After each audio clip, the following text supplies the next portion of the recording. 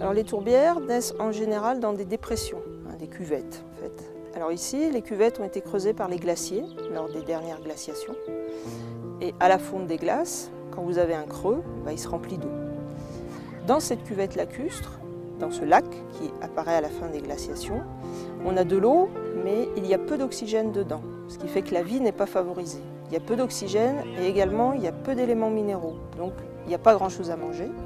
Alors les plantes, elles peuvent se débrouiller, mais par contre, quand les plantes meurent, au lieu d'être décomposées, grignotées par des vers ou différents petits arthropodes, elles vont s'accumuler sans se décomposer.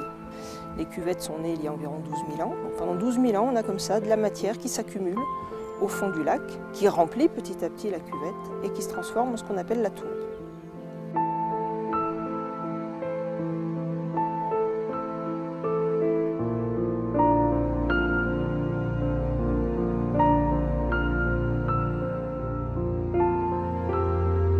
Alors dans les tourbières telles que celle du lac Luitel, qu'on appelle des tourbières acides, on va rencontrer un certain nombre d'espèces qui sont relativement rares. Alors un élément important de ces tourbières acides, ce sont les sphègnes, qui sont des mousses un petit peu particulières, qui sont vraiment très adaptées à ce milieu pauvre en éléments nutritifs.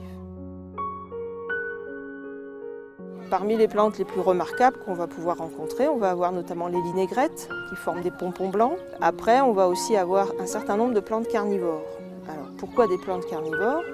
En fait, puisqu'il n'y a pas grand-chose à manger dans la tourbière en termes d'éléments minéraux, ces plantes-là se sont adaptées. Et au lieu de prendre la nourriture dans le sol, comme il n'y a rien dans le sol à manger, eh bien, elles ont appris, au fur et à mesure de l'évolution, à capturer des insectes pour les digérer et donc trouver un apport d'azote, notamment par la capture d'insectes.